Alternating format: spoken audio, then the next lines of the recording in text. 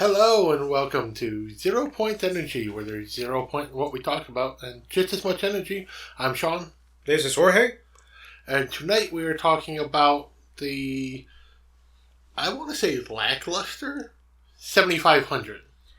And just in case, we're talking about the 2019 version, not the 2014. Yes, the Amazon studio made Joseph Gordon-Levitt movie about terrorist hijacking an airplane. The movie is named for the air code for an unauthorized interference. Ah, I did not know that. Okay. So, honestly, movie was... Yeah, it was that. I mean, it was perfectly watchable. It's not a bad movie. It's not a good movie either. I mean, not really. I mean, yeah. Well, I agree with that. It's neither good nor bad. It's perfectly watchable. I mean, I'm not going to say skip it, but I'm also not going to say... If you have another better choice, go for it, because... I mean, the movie was good. It was... No, okay, yeah, fine. It was watchable. It was... I don't know. Alright, so the movie starts out with the... Well, there's not really a titular character in this. There's just two pilots getting onto the plane, along with two stewardesses, or... Are they called stewardesses now? Or? Flight attendant, stewardess, or... Flight attendant, stewardess, and they're getting ready to take off. They go through all the procedures and stuff. It's not very interesting. It's just, here are the people, and yeah. It's, especially at the beginning, it's a very matter-of-fact movie. Like, here are your characters. Here is the basic premise. Here is the setting. And then the movie takes place almost entirely in the cockpit of the aircraft. So, in Germany. Yes. It's flying from Germany. I forgot where they're going to. We're going to Berlin. No, they're starting from Berlin. What? Hey, they took off from Berlin. No. Okay. Fuck, I forgot. Okay. Let's see what we got here. Alright, let's see. Da-da-da. Okay, that's where it took place. See, from Berlin to Paris. I was right. Yeah, no, you said they were going to Berlin. Oh. They started in Berlin. They're going to Paris. Okay, I thought they were going to Berlin. Fine. Yeah. Okay. What's it called? Joseph Gordon-Levitt's character, Tobias Ellis, is the first officer of the plane. The captain is what... I don't know the guy's name. Michael Lutzman. Actor named Carlo Kitzlinger. I probably butchered that, sorry. And he happens to be talking to his girlfriend while the captain is away. Her name is, I'm probably saying this wrong again, Gokce, actress Aileen Tezel? I think it's Island. Island Tezel. Then the captain comes back. They talk to a porter? Ramp agent named Mario. From there, they talk about how two people haven't gotten on a plane yet. It's a small plane, 85-seater. What did you call it? It is an Airbus A319. There we go. Airbus A319. From there, then they see people coming to the plane. Should we mention the red? The red. Yeah. Basically, the two passengers who are missing is, like, it's throwing all kinds of red flags for a post 9/11 world. I mean, these are two people who checked in super early, made sure that their bags were in baggage check, then just kind of disappeared at the airport. And then, once the plane boarded, their baggage was one of the first ones on the plane. So they're at the very back. And then they weren't there for their boarding call. Then they end up coming in. Then they get on super late. There's like They happened to find them and escort them to the plane before they started unloading the bags to get their bags off. The captain really wanted to get the bags off and then get them on the plane in order to teach them a lesson. Be there at the time the plane is supposed to leave. But no.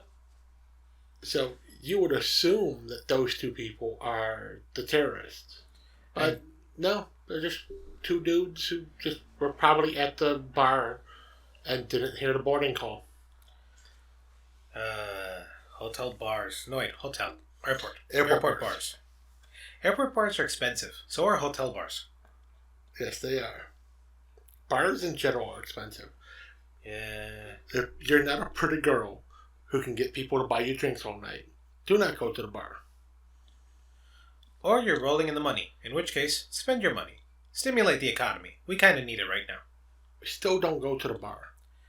Yes, buy Buy good yourself things. a bottle and pour yourself 30 drinks for the cost of the 2 you got at the bar. That's right, shop duty free. Anyways, so from there we have the plane starting to take off. They literally show them going through procedure. They don't explain any of it. They're just mumbling to themselves, saying everything. And this plane is small. It does not have a yoke. It has a joystick. Yeah, it's got a regular flight stick, not the T-handle yoke that you see in a lot of like jumbo jets, especially in movies. This is more of a like fighter jet cockpit.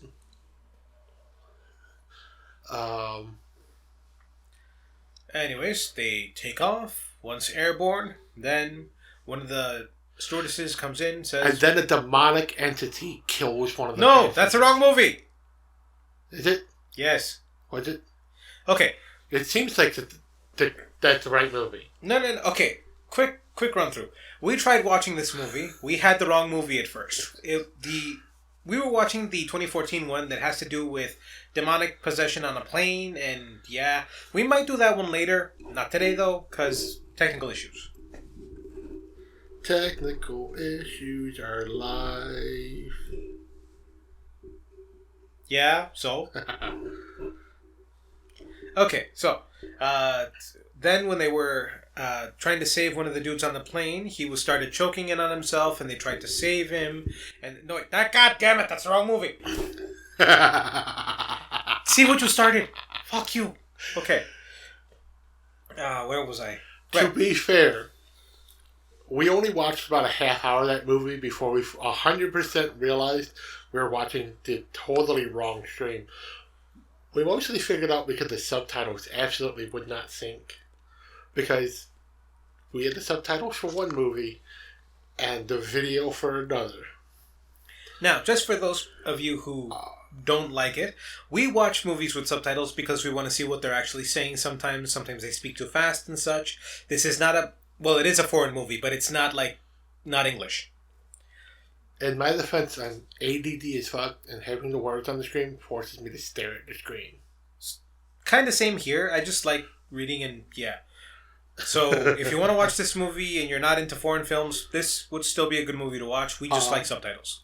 The same thing for if you're not into foreign movies. This is a very German movie. Watch Flight 7500 if you're interested in an absolute B movie of a demonic entity just randomly killing passengers on a plane. Okay. Like we said, we're going to get to that one later, probably. From there, back to the other movie. Not 2014, 2019.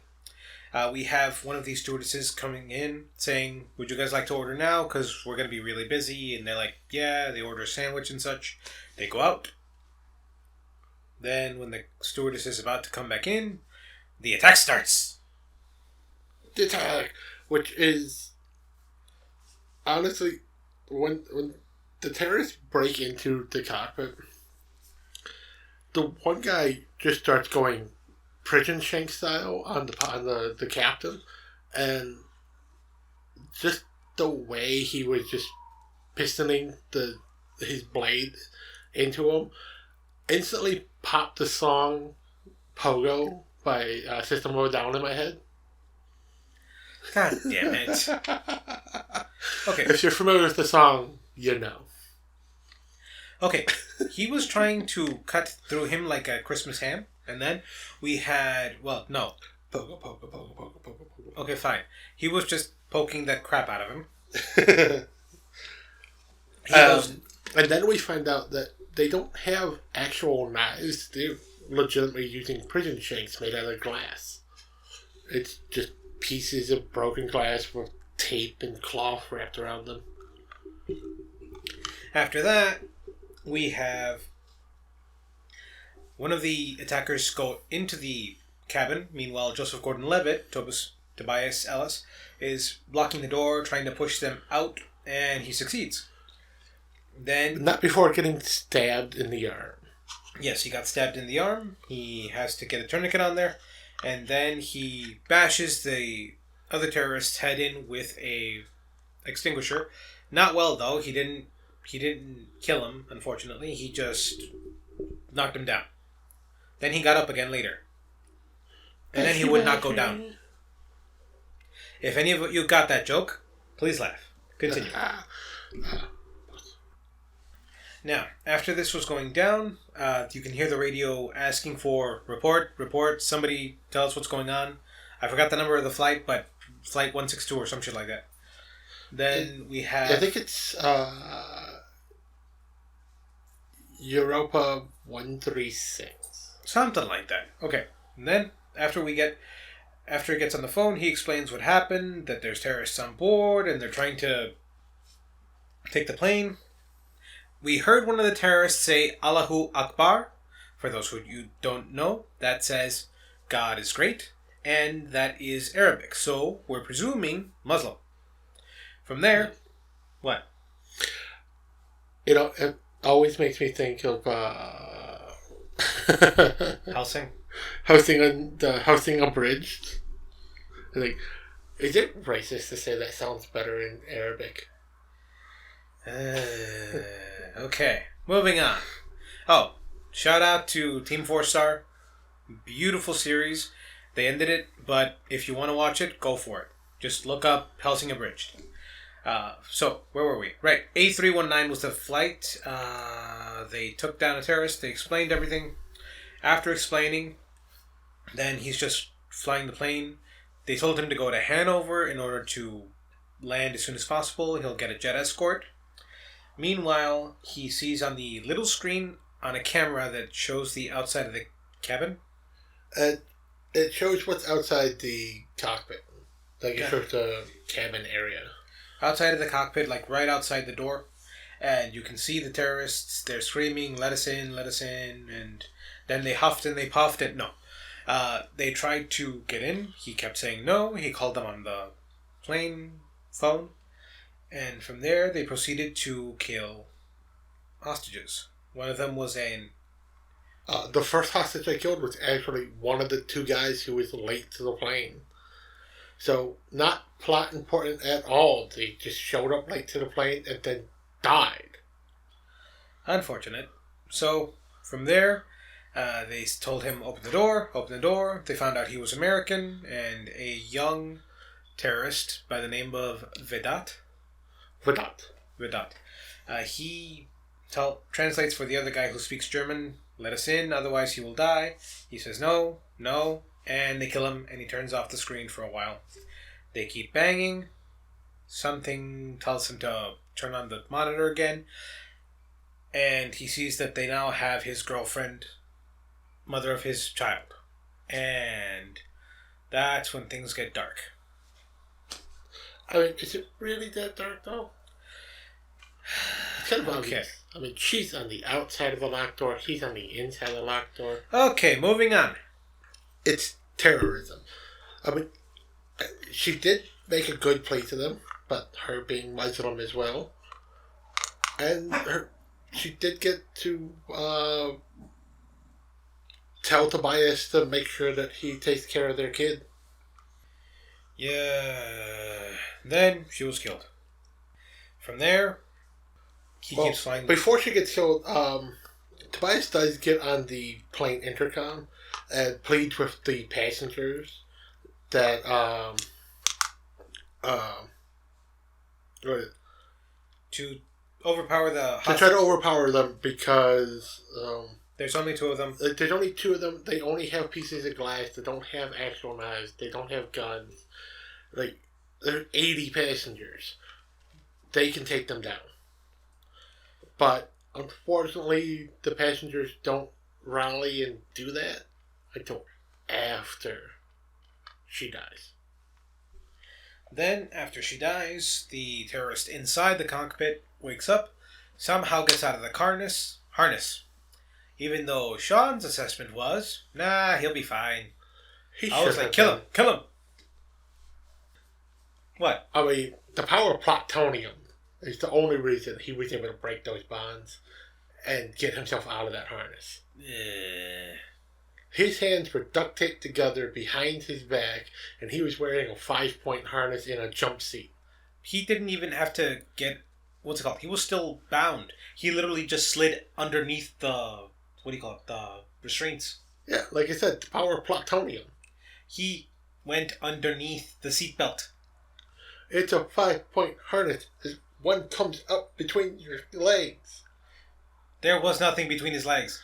Also, it was a 4-point harness. Okay. It's still lap, shoulder. I don't know. It was loose. He tried to tighten it. He couldn't because he only had one hand. By him, I mean Tobias Ellis, Joseph Gordon-Levitt. Plutonium. Okay, moving on. Plutonium didn't do much good for his girlfriend, now did it? She was the plutonium. Alright, from there, the terrorist knocks him out, opens the door. The passengers actually take out one of the terrorists. I got it. You know why she had to die? Why? Because if she didn't die, this movie just becomes Passenger 57. What? It's Wesley Snipes' movie. It's actually a good movie. Moving on. But it's basically an air marshal and a flight attendant take over a plane after it's been hijacked. Is that the one with Dolph Lundgren? I think it is. Okay. I wouldn't call it a great movie. It was okay, but yeah. I mean, in comparison to this. Yeah, fine. Alright, so we have the terrorists inside the cockpit, and the main terrorist, I think his name was Kanan? Something like that. He goes in there, he starts taking control, follows some instructions on a piece of paper. Then he calls the tower and says an entire script about how the West kills their people every day, and now this is retribution. It basically tells them that they're not trying to land the plane, they're planning on crashing it. And he knows that even though there are two jets that are flanking them and giving them an escort to the airport, he knows that especially the German laws won't let the Air Force shoot down a passenger plane, even for terrorists. So he's like, we're just going to crash it. Yep. Then he starts praying. He starts telling Vedat, come here. We're going to crash the plane. This is what Allah wants. And Vedat finally nuts up and becomes a man by stabbing his brother in the neck. Is it his brother? Well, he calls him brother a bunch. I don't know if it's just brother in the universal, hey, brother, come and help me. Or if he means, hey, my sibling. I think it's more like brother in faith, but you're right. It might be. My Turkish is extremely horrible, so I had no idea if he meant sibling brother or like, hey, bro, come here. Your Turkish must be terrible, because they were speaking German. No, when they're talking to each other, they're speaking Turkish. Oh, yeah, you're right. Okay. Yeah. So then, like he said, he nuts up, he kills Kanan, and then he says to the pilot, Tobias Ellis, fly the plane. We gotta move. And then he says, we can't, we don't have enough fuel, we have to... What do we have to do? They have to land to refuel. So right. They have to go to the airport. Right, okay. They have to land to get to the airport, and then... They try to get to the airport, and Vedat, what? the way you said airport, it sounded like air fort, and for a second I thought you said air fart. My mind, it's gone all juvenile. How old are you again? 37. I wait for your children.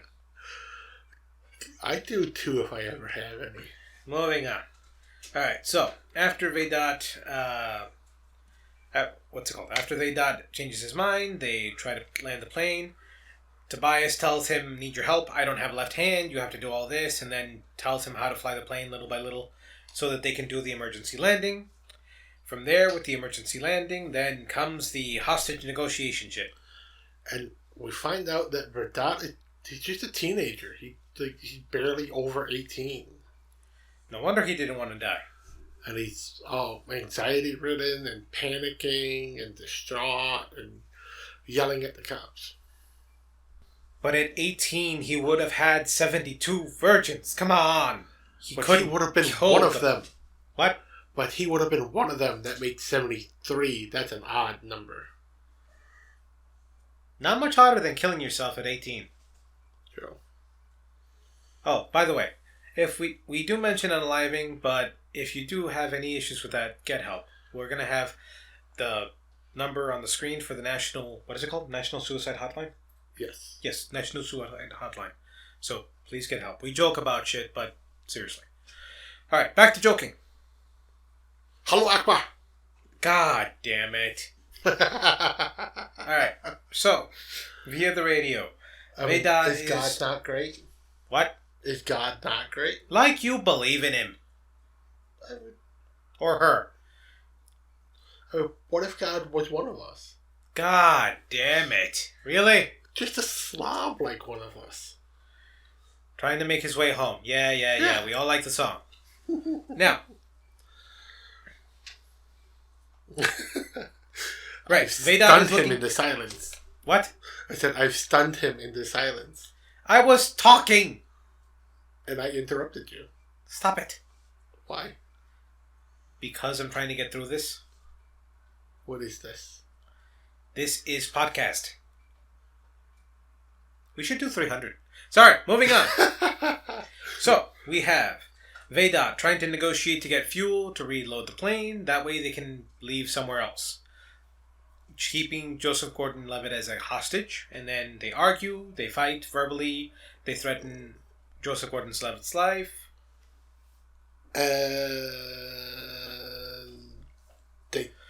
They do have a little bit of a heart-to-heart while they're sitting in the cockpit.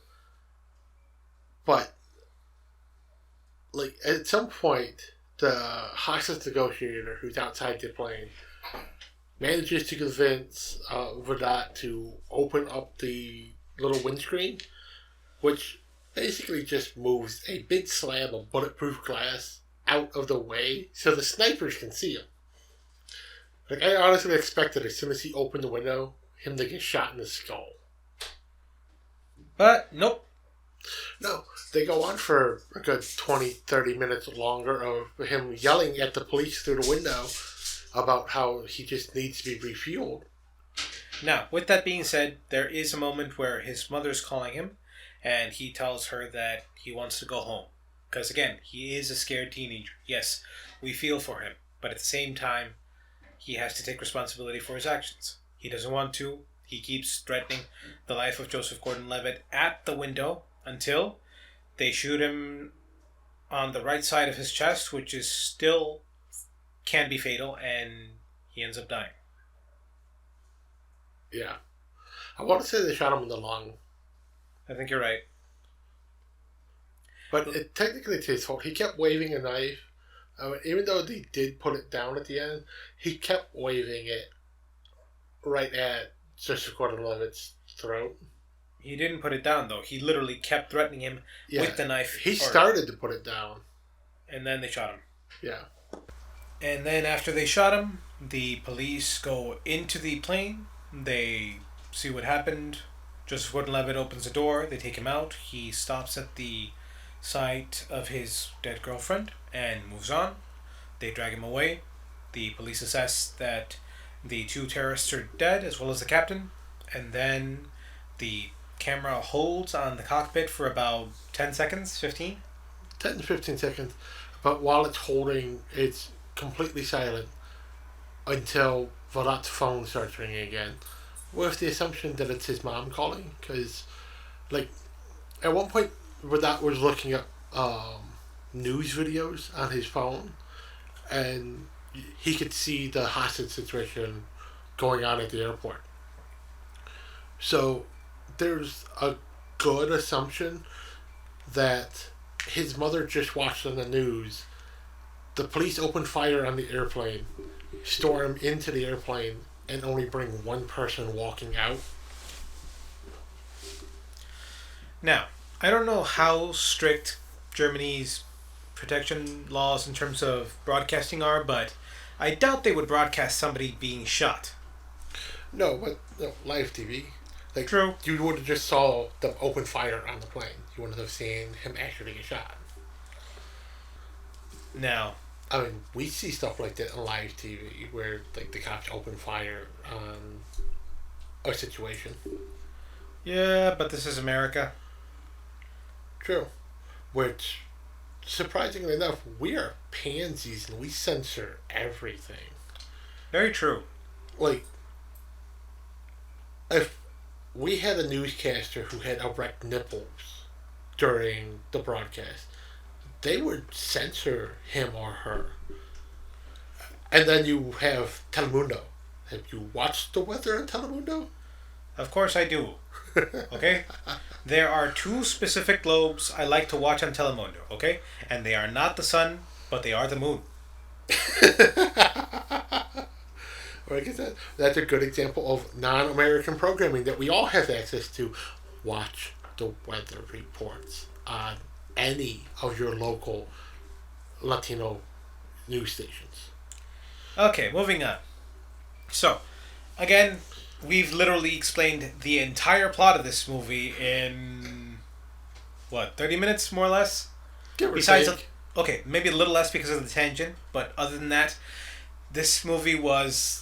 I mean, the whole movie's only 90 minutes long. It was boring, though. It did not feel like 90 minutes. It felt longer. Like, yes. And not longer in a bad way, like, oh my god, when will this end? I mean, also, it felt longer. What? It's not even boring in the bad way. Like, it's not, I'm going to fall asleep boring. It's not, I need to find something else to do boring. It's, alright, when's the action going to start?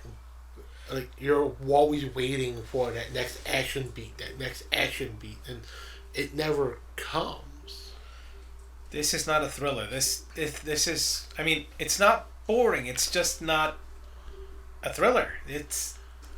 Yeah, I think we've been conditioned, especially with, like, hijacking movies in the last 2 decades, especially, that to see them as more action-packed, more visceral, more, like, just seat of your pants, go, go, go, action. Yeah. And I'd say this is more real to what those are, what actual terrorist situations on board aircraft are. It's boring. It's flying a plane. Okay, but then they should give it like a drama, not a action thriller. I mean, yes, there's action in this. Drama thriller. But it's an action thriller. You saw the IMDb. Yeah. I mean, okay. Again, the movie's not boring. It's not bad, but it's also not just good. You're always waiting for that next part of the action. After the initial attack, you're always waiting. There's going to be more action. Oh, they're going to storm the cockpit. Oh, they're going to figure out how to get through that lock. And it never happens. I wish it did, but unfortunately it did not. Then what we were trying to do was actually get... Actually try to get through this, but this movie's not great. It's not good. It's worth watching. It's definitely... It's not a bad movie, and it's semi-forgettable, but it's worth watching. I don't feel like we wasted our time watching this movie. Okay, I agree with you there. But it's just, the best part of this movie is Joseph Gordon-Levitt, literally. This is like Jordan, okay? He carried this movie entirely on his back, okay? Yeah. No wonder he couldn't do much after. You know why? Because he was in pain. He needs a massage, work out the muscles, the nerves, get everything fixed. But, also to be fair, this was an Amazon movie. And Amazon hasn't made that many great movies recently. Yeah. I mean, like, even just the camera work on this movie. Unless it's obvious they don't have camera guys because it's such a narrow set. So it's obviously mounted cameras. Because the camera doesn't pan and track and follow around a lot. There's a lot of steady shot on this part, steady shot on this part, steady shot on this part, steady shot on this part. Now, when it was moving, though, it did give the impression of somebody either walking steadily. Don't get me wrong. It was decent camera work. It just wasn't great. Walking steadily, or they were like an invisible observer type thing. If that's what they were going for, they did a great job. If not, what the fuck? Yeah, no, I think they're going for the observer type camera where, like, the few moments it does track around the cockpit, it's slowly moving, like it's obviously a motion control rig, or just something to take all the vibration. So, like one of those high-end steady cams. I got you, yeah. Like, what's that newer one? The Violet? Something like that. Look, all I know is gimbal. Always get a gimbal. Yes, but there's a new one that's on a gimbal that's handheld. It's basically like a miniature version of the Red. It's ultra high def, but it's handheld. You can really get in tight, but you can also zoom while you're in it. Like you don't have to just stick it in someone's face. You can zoom in. You can zoom in while you're walking. Oh, okay, yeah, I remember that one. It stays flat and steady. Oh, jeez. A great YouTube channel that I loved watching, Corridor Digital. They did a whole episode about this new camera. They even shot a little movie where they kind of made a more realistic lightsaber fight. Shot entirely using that style of hand cam. And it's beautiful. Alright, shout out to them too. But remember, come back here, like, subscribe, comment. Yes, they have millions of subscribers. They don't need more. We have 14. Please, God, subscribe to our channel. I don't want to go back to work. Okay. Where were we? Okay. Alright. Honestly, there's not much else to say about this movie. It's decent.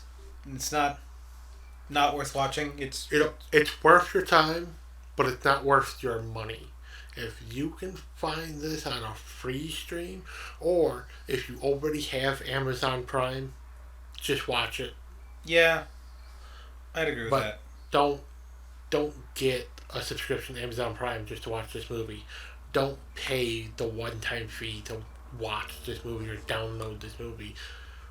Find some place to free stream it, or if you already have an account, watch it that way.